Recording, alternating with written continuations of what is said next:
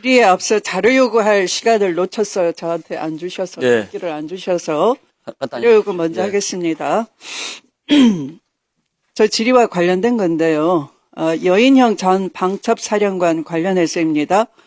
여인형은 12.3 내란 관련해서 안과 공간 회동을 합류를 했습니다. 그런데 기록을 안 남기기 위해서 부하들 차량 또는 비서실 명의 차량으로 대리 배치해서 운행을 시켰습니다. 그래서 비서실 등 방첩사령관이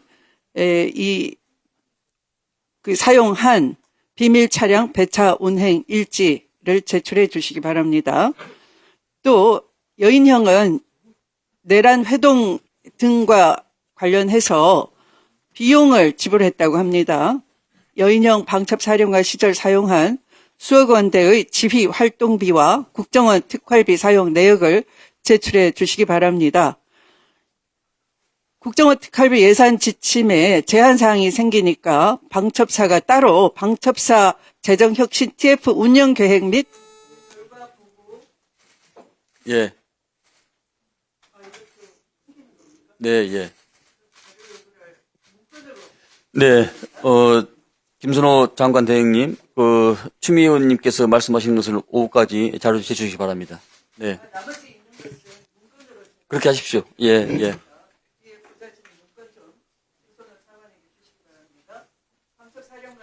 박종건 증인 나오십시오. 이쪽으로 나오시기 바랍니다. 네.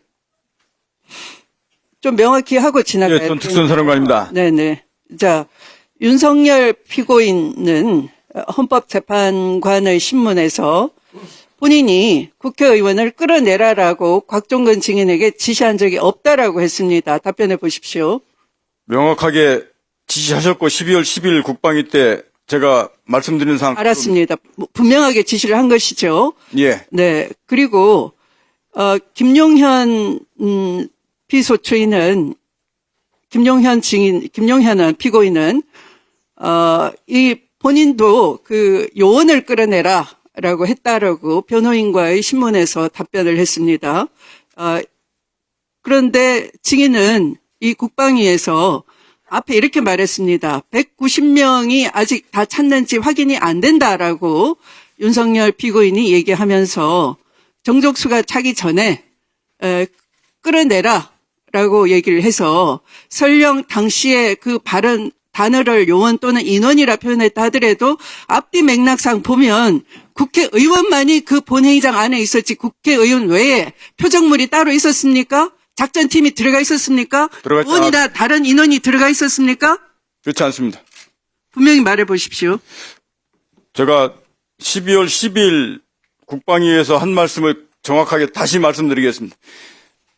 대통령께서 저한테 직접 비아폰으로 전화하셨다고 분명히 말씀드렸고 그때 아직 의결 정족수가 채워지지 않은 것 같다. 빨리 국회 문을 부수고 들어가서 안에 있는 인원들을 밖으로 끄집어내라 라고 지시를 받았다고 말씀을 드렸습니다. 근데 그 인원이 요원을 빼내라고 했던 그때 당시의 시점에서는 도저히 그 인원들이 본관에 들어가 있지도 않았습니다. 알았습니다. 네. 그러니까 국회의원이나 국회 보좌진 외에 별도의 타겟 대상물이 없었다라는 것이죠. 그렇습니다. 본관 안에는. 네. 그리고 이 윤석열 피고인은 헌법재판소에서 본인이 직접 다치는 사람이 없도록 철수하라라고 국회의 계엄 해제 결의 후에 사령관들에게 지시했다라고 했는데 과연 그러한 지시를 한 사실이 있습니까? 저 지시받은 바 없습니다. 네. 그러면 누구의 판단으로 철수를 하게 됐습니까? 철수 지시는 지난번 12월 10일 국회 국방위에서 분명히 제가 그때 처음 다시 말씀드렸습니다. 공안시 01분에 비상계엄령 해제안 의결되는 상황을 제가 약 2분 정도 지난 뒤에 의결됐다는 상황을 인식을 했다고 말씀을 드렸고 그 뒤에 이어서 바로 김용현 국방부 장관과 비아폰 통화하면서 저한테 전화를 해서 김용현 전 장관이 어떻게 하냐라고 저한테 먼저 물어봐서 제가 국회 선관위 3군데 민주당사 여론조사권 임무 중지하고 철수하겠습니다라고 말씀드렸습니다. 그러고 나서 답변이 알았다 얘기하시고 조금만 더 버텼으면 좋았을 걸라고 말을 해서 저는 그 뒤로 바로 전화를 끊고 바로 알았습니다. 이어서 707 그러면 특임단장 조금만 더 버텼으면 좋았을 것이라고 김용현 전 장관이 말을 했다는 것이죠. 예, 그까지 하고 그리고 이 말 때문에 오히려 국민들은 우려를 하는 겁니다. 제2, 제3의 비상계엄도 마음먹고 있었구나, 이 자들이. 윤석열과 김용현 등은 이렇게 우려를 할 수밖에 없는 것이죠. 그리고 윤석열 피고인은 국회의 질서 예방용으로 군이 들어갔다. 이렇게 얘기했습니다. 그러면 국회 경내나 국회 안팎으로는 국회 관계자들, 보좌진들 또는 국회를 지켜주려고 하는 시민들이 있었는데 시민들이 서울지방법원 습격한 사람들처럼 당시 폭력적이고 공격적이었습니까? 군이 개입할 만큼 그 치안이 우려됐습니까? 이 부분을 다시 말씀을 드리면 제가 비상계엄 상황이 발생하기 전이나 그 중간에도 어느 누구로부터 질서를 유지하라, 시민을 보호하라, 경고용이다라는 말을 제가 들은 바가 없습니다. 알았습니다. 그러니까 시민들이 폭도화될 것을 우려할 상황이 전혀 아니었고 국회 안도 그럴 상황이 아니었다라는 것이죠. 그 상황을 국회를 판단하는 확보한다라는 것은 무슨 뜻입니까? 국회를 확보한다는 것은.